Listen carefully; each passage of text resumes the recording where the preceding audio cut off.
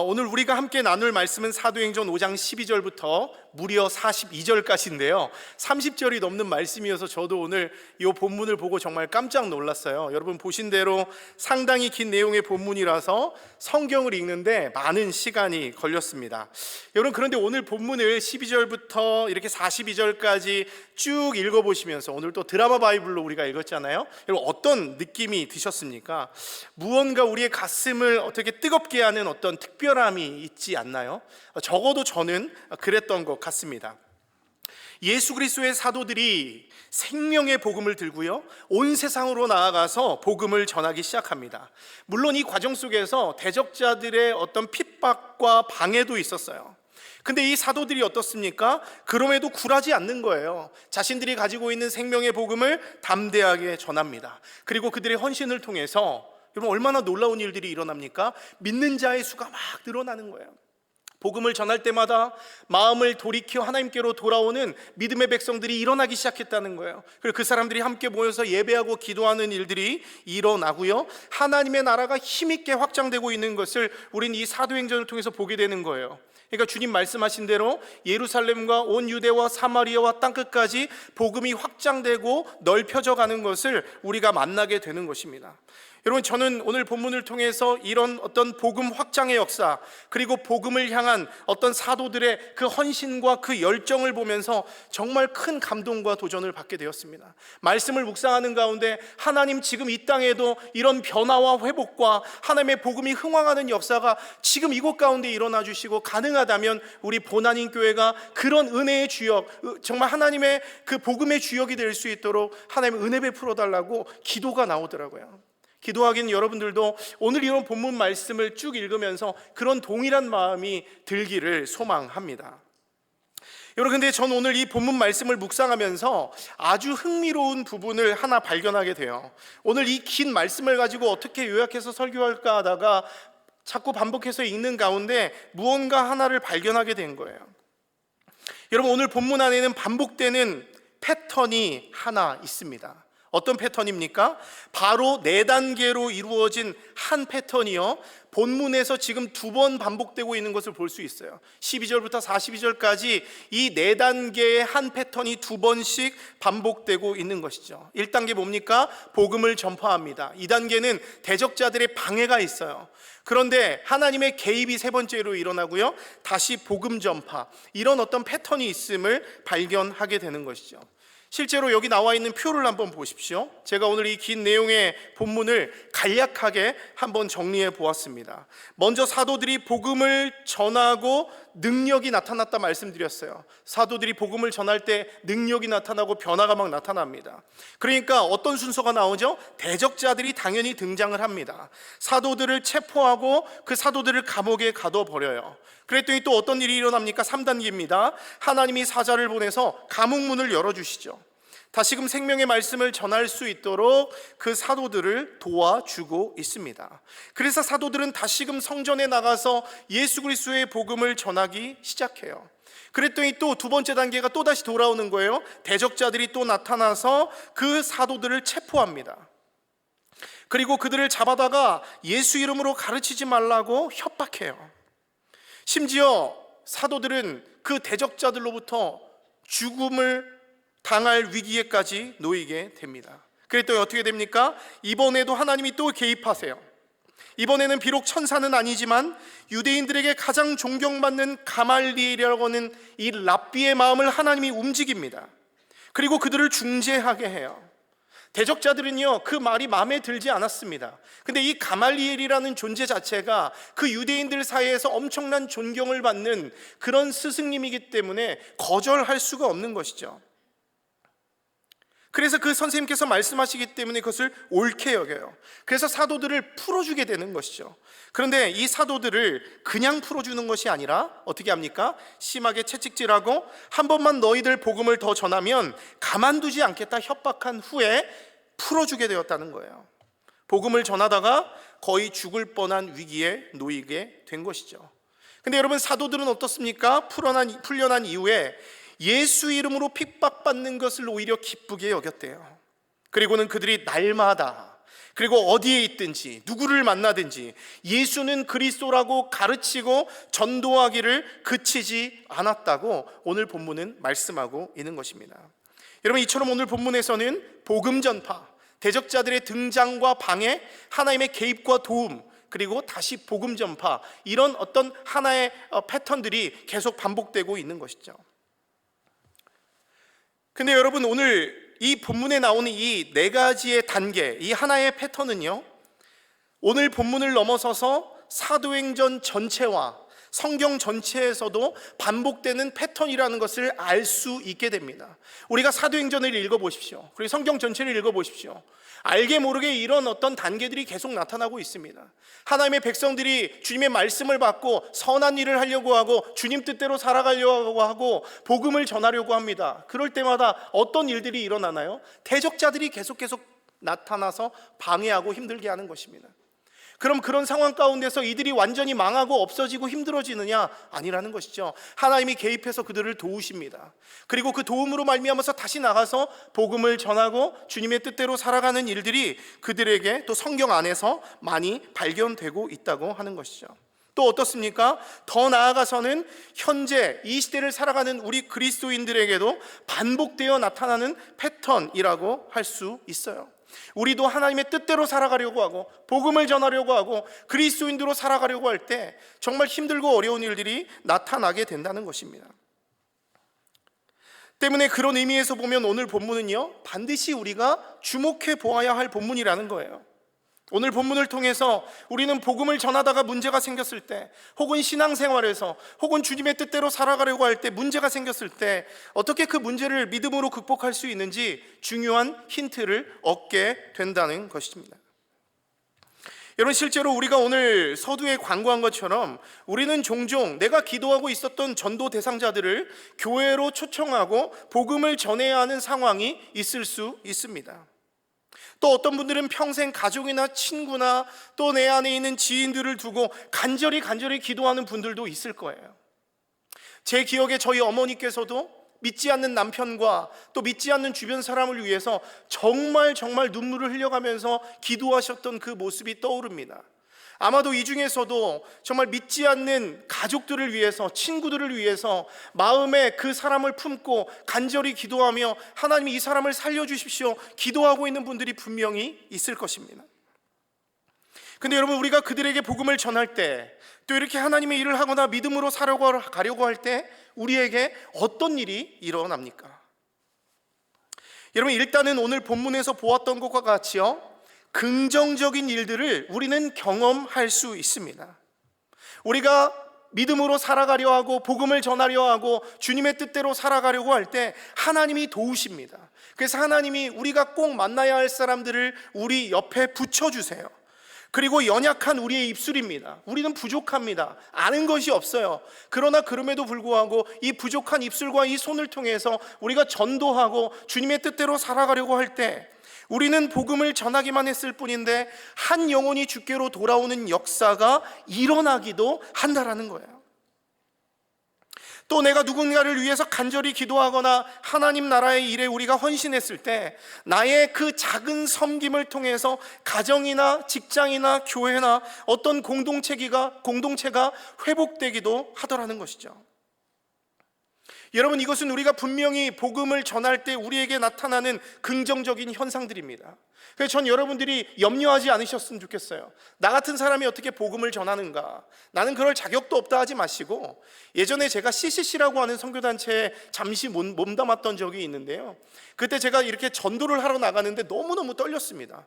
그리고 나 같은 사람이 어떻게 복음을 전할 수 있을까 걱정했거든요. 근데 그 순장님이 저의 손을 잡으면서 하는 말이 뭐냐면, 민수야, 걱정하지 마. 왜 이렇게 떨어? 네가 복음 전한다고 그 사람이 돌아올 것 같아? 절대 그런 일은 안 일어나, 이렇게 얘기하시더라고요. 그러면서 하는 말이 뭐냐면, 그건 네가 하는 게 아니라 하나님이 하는 거야. 너는 그냥 전하기만 해. 그게 너의 역할이야. 그 뒤는 주님이 자라게 하고 열매 맺게 하시는 건 주님이야. 왜 네가 하려고 그래? 이렇게 정신이 번쩍 들더라고요. 우리는 전하기만 하면 그 뒤는 누가 책임지신다? 우리 주님께서 그 사람의 마음에 감화 감동을 주시고 변화시키는 거는 주님이 잘하게 하시는 거예요. 때문에 우리는 이런 긍정적인 현상들을 또 기대하면서 믿음으로 또 복음을 전할 수 있어야 하는 것입니다. 그런데 여러분, 우리가 복음을 전할 때 이런 긍정적인 일들만 있나요? 이렇게 좋은 일들만 있으면 얼마나 좋겠습니까? 근데 여러분 어떻습니까? 이상하게 우리가 복음을 전하고 선한 주님의 뜻대로 살아가려고 할 때 이상하게 어렵고 힘든 일들이 더 많이 일어나더라는 것입니다. 내 주변에 대적자들이 나타나고 핍박이 일어나고 감당하기 어려운 시험과 시련이 우리들에게 찾아오기도 합니다. 더 어렵고 힘든 일들이 막 일어나는 거예요. 이유가 무엇입니까? 여러분, 빛이 들어오니까 어둠이 가만히 있지 않는 거예요. 생명의 복음, 빛의 복음이 들어오니까 이 대적자, 어둠의 이 마귀의 자식들이 가만히 있지 않는 것입니다. 사탄의 나라가 위협을 느끼고 발악을 하면서 어떻게든 그 복음의 확장을 막으려는 거예요. 그리스도인이 늘어나는 것을 막아서려는 것입니다. 왜요? 자신들의 그 종국의 결말을 그 어둠의 세력들은 너무나 잘 알고 있기 때문에 방해하려고 하는 것입니다. 때문에 이번에 여러분들이 전도 대상자들을 초청하는 그런 과정 속에서도 이런 방해와 어려움들이 분명히 있을 것입니다. 어떤 사람들은 그래요. 우리가 예수를 믿고 좋은 일 하려고 하는데 하나님 왜 축복해 주시지 않고 이렇게 어렵게 합니까? 라고 얘기를 합니다. 하지만 여러분, 그렇지 않습니다. 우리가 생명의 복음을 전하며 하나님의 백성들을 주께로 돌아오는 그 과정 속에서는 어마어마한 방해와 어려움들이 우리에게 찾아온다는 거예요. 그래서 우리가 이런 어려움이 찾아왔을 때 당황하시면 안 됩니다. 당연한 것이라고 여기고 간절히 더더욱 기도해야 하는 것이죠. 영적 전쟁이라고 생각하시고 이 기도 제목을 내려놓고 우리가 더욱더 뜨겁게 기도해야 하는 것입니다.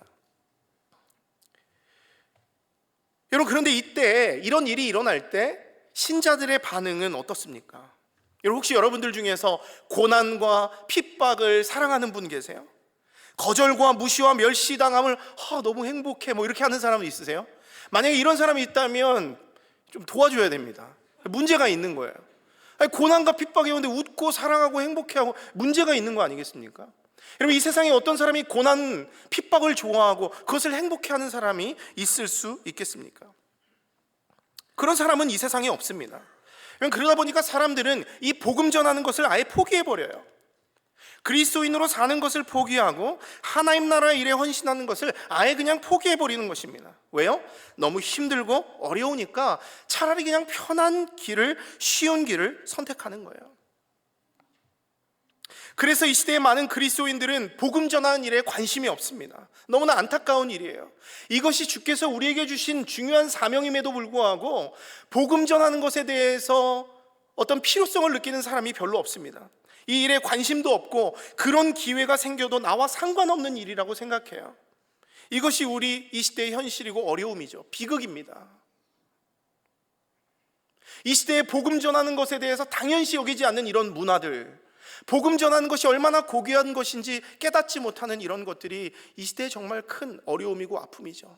목사님이 알아서 하시겠지, 선교사님 왜 뽑아놨겠어, 선교사님이 알아서 하겠지, 이런 생각들이 우리 안에 은연중에 많이 깔려 있는 것이죠. 여러분, 그런데 저는 앞서 말씀드린 대로 오늘 본문을 보면서 느끼게 되는 것이 있습니다. 여러분, 우리가 하나님이 누구시고 하나님이 어떻게 일하시는지 그 패턴을 잘 알고 있으면, 그 원리를 알고 있으면 복음 전하는 일이 생각보다 어렵지 않겠다. 하나님이 누구시고 하나님이 어떻게 일하시는지 알고 있으면 어떤 고난이나 핍박이나 시련이 와도 어쩌면 우리가 믿음을 잃지 않고 복음 전하는 것, 하나님의 선한이라는 것이 가능할 수 있겠다, 이런 생각을 오늘 본문을 묵상하면서 해보게 됩니다. 여러분, 실제로 오늘 본문을 한번 생각해 보십시오. 얼마나 많은 고난과 핍박이 있었습니까? 사도들이 복음을 전할 때 대적자들이 사도들을 가만두지 않았어요. 체포하여 감옥에 가둬버렸습니다. 예수 이름으로 말하는 것을 금지하고 그들을 죽이려고 했습니다. 여러분, 얼마나 억울한 일입니까? 단지 예수를 믿고 예수를 전한다는 이유만으로 사람들에게 조롱당하고 멸시당하고 있어요. 생명을 잃을 위기에 놓여 있습니다. 예수 믿지 않았으면 여러분 당하지 않아도 될 일들이에요. 예수 믿지 않았으면 경험하지 않아도 될 일들입니다. 아마도 사도들 역시도 사람이었기 때문에 이런 핍박을 여러분 감당하기가 쉽지가 않았을 것이라고 저는 생각합니다. 근데 여러분, 이런 위기의 상황 속에서 오늘 본문 안에서 어떤 일이 일어나고 있습니까? 말씀드린 대로 3단계입니다. 하나님이 직접 개입하고 있는 거예요. 하나님이 사자들을 보내서 감옥문에 갇혀있는 그들을 위해서 감옥문을 활짝 열어버립니다. 존경받는 가말리엘의 마음을 움직여서 사도들을 죽음의 위기에서 건져내더라는 거예요. 여러분, 우리는 지금 이렇게 굳건하게 닫혀진 이 감옥문이요, 어떻게 열렸는지 알 수 없습니다. 또 이 가말리엘이 이 유대인들의 입장에 서지 않고 사도들의 입장에 서서 왜 사도들을 도와줬는지 저는 알 수가 없습니다. 성경이 상세하게 우리들에게 말해주고 있지 않기 때문입니다. 근데 여러분, 중요한 것은 무엇입니까? 정확히 어떤 방식으로 어떻게 도와줬는지는 모르겠지만 하나님이 주의 사자를 보내서 감옥문을 열어주시고 영향력 있는 사람의 마음을 흔들어 움직여서 그 사도들을 구원해 주셨다는 거예요. 어떻게 그 문이 열렸나에 집중하는 것이 아니라 하나님께서 그들에게 기적을 베푸시고 그들을 건져주셨다는 것에 우리가 더 집중했으면 좋겠습니다. 어떤 분들은 이것을 보고 시비를 걸어요. 야, 이게 상식적으로 말이 되느냐? 도저히 믿을 수 없는 일 아니냐? 이렇게 말하기도 합니다. 여러분, 그런데 생각을 한번 해보십시오. 성경을 보면요, 성경을 펴면요, 이렇게 말도 안 되고 믿을 수 없는 일들이 수도 없이 일어납니다. 성경 안에 이런 기적들이 가득 차 있습니다. 하나님의 말씀 한마디로 온 세상 만물이 창조되었습니다. 하나님의 말씀 하나로 홍해 바다가 반으로 갈라져 버립니다. 또 300명의 용사로 13만 5천 명을 무찌르는 일들이 성경 안에 나타나고 있고요, 불구덩이와 사자굴에 던져져도 어느 곳 하나 상하지 않은 일들이 일어나고 있습니다. 심지어 무덤을 막고 있던 무거운 돌덩이도 가뿐하게 굴려내시고 사망 권세 이기시고 부활하신 하나님이 바로 우리 하나님이세요. 그런데 그런 하나님이 여러분 무엇을 못하시겠습니까? 그깟 감옥문 하나 여는 것, 한 사람의 마음을 움직이는 것쯤은 아무것도 아님을 여러분 믿으시기 바랍니다. 상식적인 것, 가능한 것만 할 수 있다면 그는 하나님이 아닙니다. 불가능한 것을 가능케 하실 수 있기 때문에 그분은 하나님이라 불림받을 수 있는 것입니다. 여러분, 그런데 우리가 오해하지 말아야 할 것이 하나 있습니다. 이런 기적은요, 아무 때나 일어나는 것이 아니라는 거예요. 오늘 본문에서 하나님이 사도들을 도우시는 이유는 무엇입니까? 분명합니다. 그들이 불쌍해서, 그들이 배고플까봐, 추울까봐? 여러분, 아닙니다. 하나님은 복음 전하는 일을 아주 중요하게 여기심을 여러분 믿으시기 바랍니다. 하나님의 생각은 온통 복음을 어떻게 전할까에 대한 그런 생각과 전략밖에 없는 것이죠. 이유가 무엇입니까? 오직 이 복음 전함을 통해서 잃어버렸던 하나님의 백성들이 돌아올 수 있기 때문에 그래요. 하나님 나라가 회복되기 때문에 그렇습니다. 즉, 태초부터 하나님이 목적하고 진행하고 있는 인류 구원의 그 큰 프로젝트가 이 복음 전함을 통해서 완성된다는 거예요. 그러니까 이 복음 전함은 하나님의 핵심입니다. 하나님의 계획의 핵심이라고 하는 거예요. 때문에 하나님은 이 복음 전하는 일이 막히거나 복음 전해야 할 사람이 어디 갇혀 있거나 위협당하고 있는 것을 절대로 가만두지 않습니다. 그래서 감옥 문을 열어 제끼든 어떤 사람을 사용해서 도와주시던 어떤 기적을 사용하시던 다시 복음을 전할 수 있도록 열어주시고 도와주시는 하나님이십니다. 여러분, 실제로 오늘 본문을 한번 보십시오. 주의 사자를 통해서 하나님이 사도들에게 하시는 말씀이 뭐예요? 천사를 보내서 감옥문을 열어주셨습니다. 그 다음 우리 주님께서 하시는 말씀이 무엇입니까? 오늘 본문 20절 말씀 한번 읽어보도록 하겠습니다. 시작. 가서 성전에 서서 이 생명의 말씀을 다 백성에게 말하라 하매. 여러분, 여기를 보십시오. 하나님이 가서 성전에 서서 이 생명의 말씀을 다 백성에게 전하라 말씀하고 있어요. 즉 무슨 말입니까? 말씀이 곧 생명이다. 이 생명을 백성들에게 전해 주어야 그들이 살 수 있다. 그래서 이 중요한 일을 위해서 내가 너를 위해서, 너희들을 위해서 감옥문을 열어주는 것이니 너는 당장 가서 주의 복음을 전하라, 이렇게 명령하고 있는 것입니다. 여러분, 결국 하나님께서 이 사도들에게 기적을 베풀어 주시는 이유가 무엇입니까? 온 세상 가운데 생명의 복음을 전하기 위함임을 우리는 알 수 있습니다. 여러분, 어쨌든 여기서 중요한 것은 무엇이에요? 하나님은 고난과 핍박과 위기 가운데 있는 하나님의 사람들, 주님의 뜻대로 살기 위해서 몸부림치는 사람들, 주님의 선한 일을 위해서 정말 그 삶을 드리는 사람들을 그냥 두지 않는다는 것입니다. 하나님의 백성들이 선한 뜻을 이루기 위해서 믿음을 갖고 움직이고 일하려고 할 때, 복음 전하려고 할 때 하나님은 반드시 함께 하시고 보호하시고 길을 내십니다. 필요하다면 기적도 베푸시는 하나님입니다. 여러분 때문에 세상이 아무리 우리의 입을 막아버리고 교회의 문을 잠그려고 애써봐도 소용이 없습니다. 여러분 생각해 보십시오. 한여름날에 폭우가 막 쏟아집니다. 근데 어떤 사람이 그 폭우를 막아서겠다고 두 손으로 하늘을 가리고 있어요. 여러분 우스운 일 아닙니까? 그게 막아진다고 막아선다고 막아지는 것입니까? 여러분 쏟아지는 비는 그런 사람을 비웃기나 하듯이 그 사람만을 피해서 온 세상 속으로 스며 들어갑니다. 그리고 계속해서 생명의 열매를 만들어낸다라는 것을 우리가 자연현상을 통해서도 우리가 보게 되는 것이죠. 여러분 기독교 역사를 한번 생각해 보십시오. 얼마나 많은 핍박의 역사가 있었습니까? 복음과 그리스도인들을 제거하기 위해서 얼마나 많은 시도들이 있었습니까? 여러분 만일 이 복음을 말하는 그리스도인의 입을 막고 교회를 없애려는 그들의 시도가 가능했다면 벌써 복음은 없어졌을 거예요.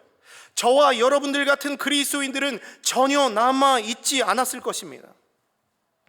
여러분 그런데 지금 세상을 한번 보십시오.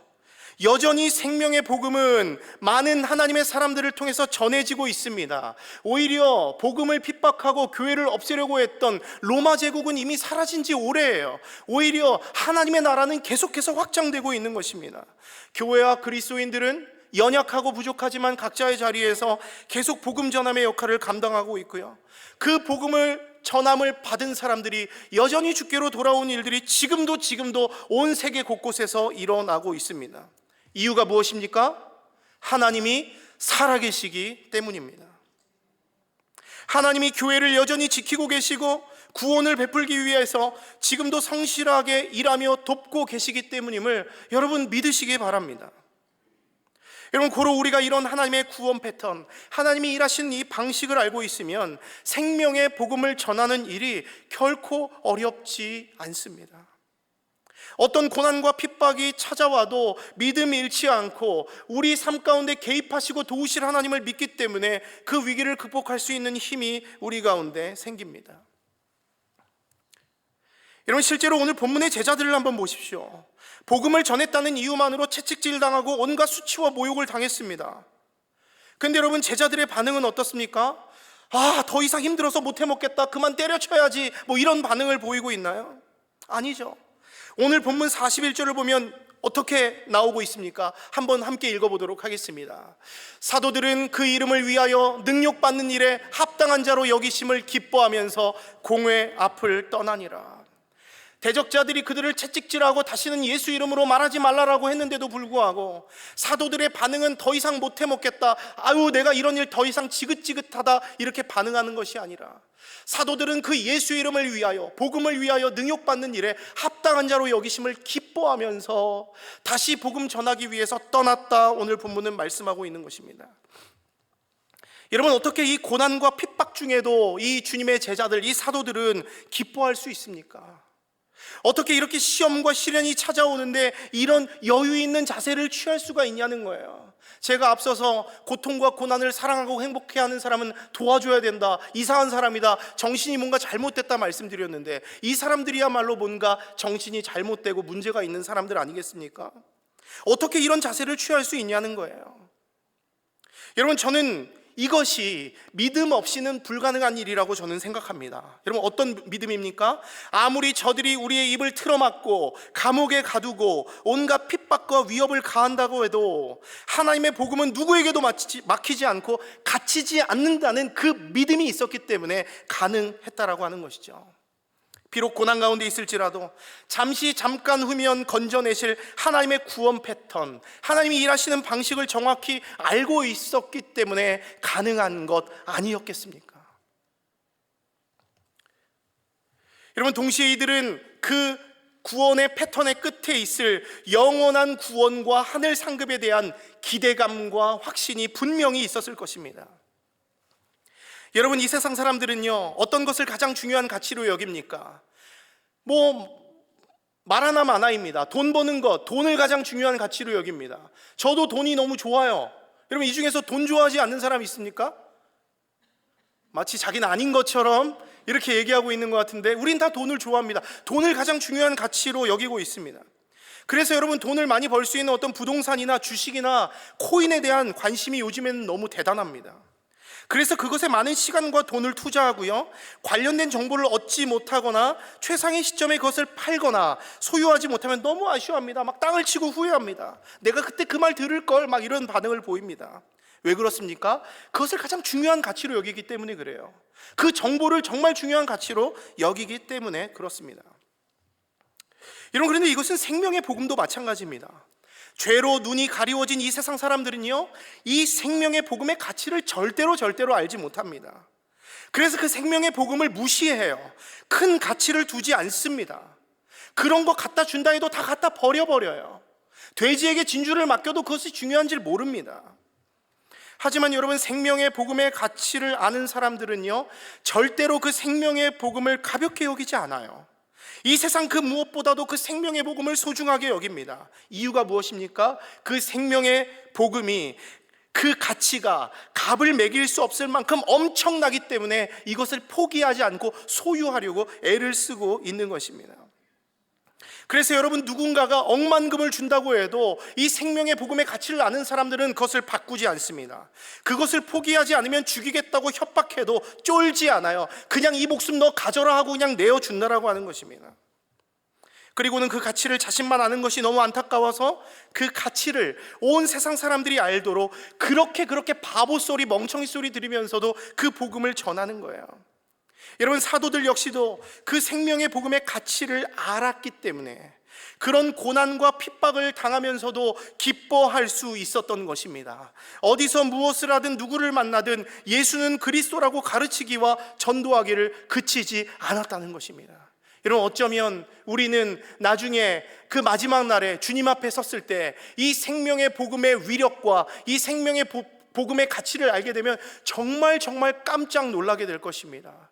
그 주님 앞에 서서 그 생명의 복음으로 말미암아 내가 구원받았다라는 것을 알게 되면 내가 이 땅 가운데 살아가면서 이 세상 헛된 우상들의 머리를 조아리며 엎드렸던 그 우리의 행위들이 너무나 부끄럽고 죄스러운 마음이 들지도 모르겠습니다.